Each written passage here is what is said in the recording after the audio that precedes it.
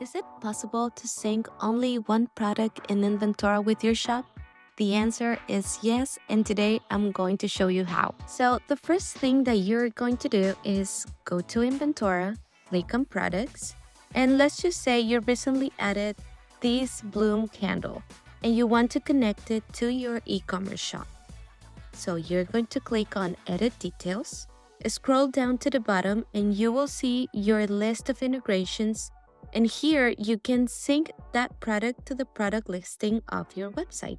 You're going to see on the drop-down the options, and if you don't have the product in your e-commerce shop, you can also create a new draft product.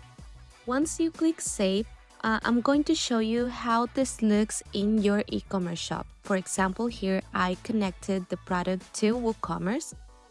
And when you go to your integration, you're going to see that it is already synced with your e-commerce shop. So when you click on the product, it would automatically take you to WooCommerce and you're going to see the draft of this new product and you're going to be able to edit everything there.